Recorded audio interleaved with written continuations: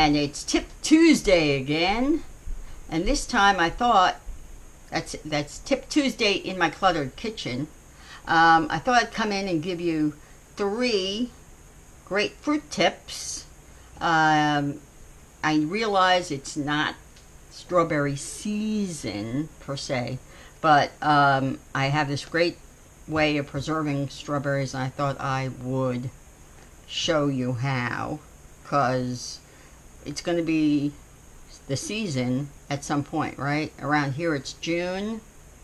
There's a wonderful strawberry festival at Donaldson's in Hackettstown, and I go every year and I pick a million strawberries, and then you get home and you go, oh, what am I going to do with all these strawberries? Everybody thinks they're going to go bad, but really I've come up with a way of preserving them. It lasts a week to 3 weeks even. I've gotten 3 weeks with still good condition out of it. I came up with this last year. I thought it was genius, and it really works. Now, either in a lock and lock container, you know, one of these with the with the locks on the side, either a lock and lock, or I like these a lot, the Debbie Myers green boxes. It does work with well, it doesn't work with green bags because they all have to move around, but it works in these containers really well. It also works in the new Rubbermaid Brilliance containers, which are also amazing. Fabulous plastic containers.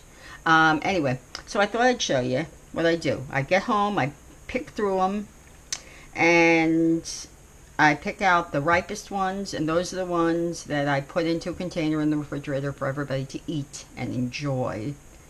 And then I layer the ones that are not so perfect underneath in a specific way, with the ripest ones on top.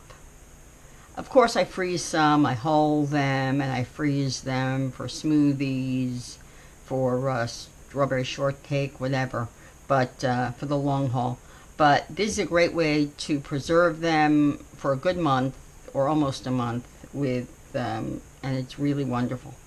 Okay, so what I do is I take all the ones that have the stems, you know, all the stems, right, and I put them downward. The ones that aren't as perfect in the bottom, I put them all in the bottom with the stem down, like this one. You know, it's not the best.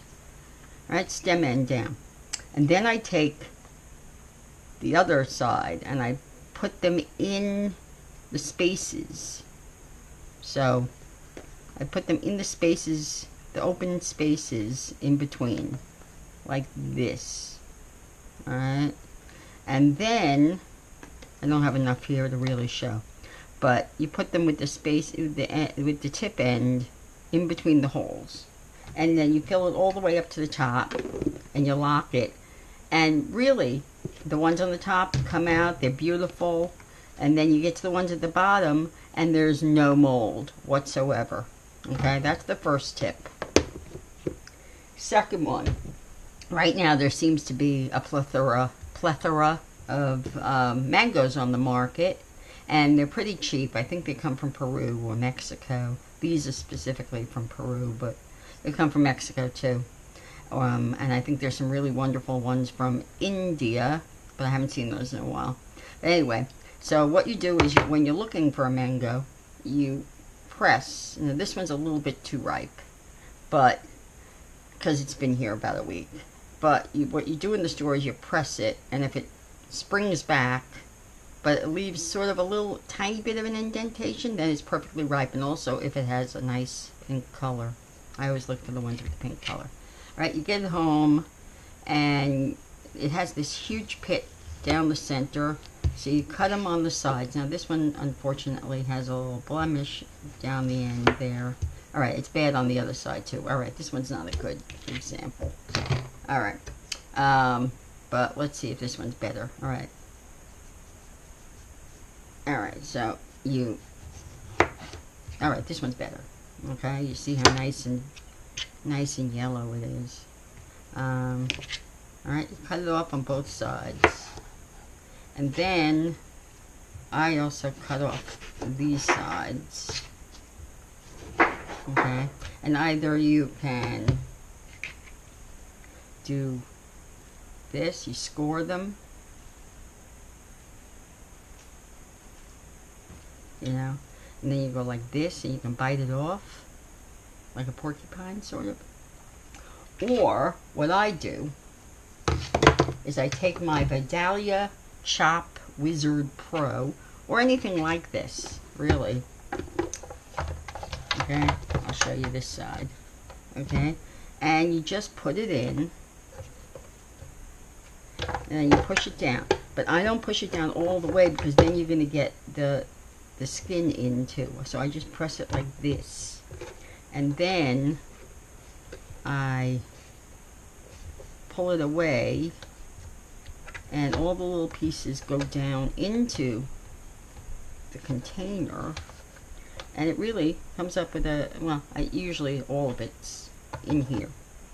Okay, so that's one thing I do. I also do this with strawberries. I find this chopper to be terrific for strawberries. You cut off the bad ends, or the end with the thing, and either you can put the whole thing in, or just put them side down, and then boom, it's in, and you've got mango and strawberry for your yogurt or granola, or if you want to freeze it, or salsas. It's wonderful.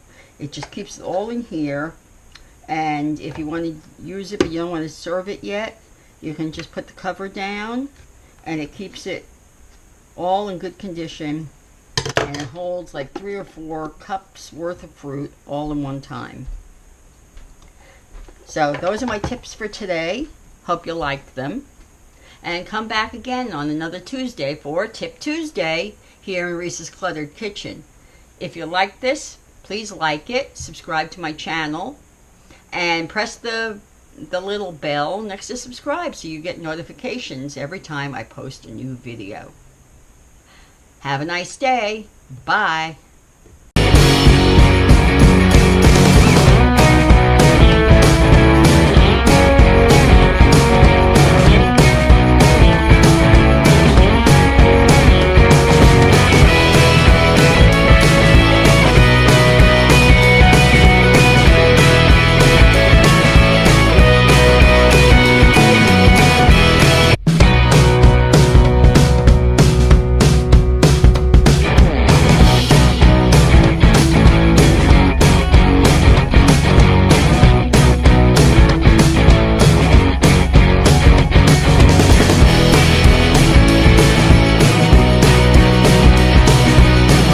It's Risa G, and it's Tip Tuesday again, and this time I thought, that's Tip Tuesday in my cluttered kitchen. I thought I'd come in and give you 3 great fruit tips. I realize it's not strawberry season per se, but I have this great way of preserving strawberries, and I thought I would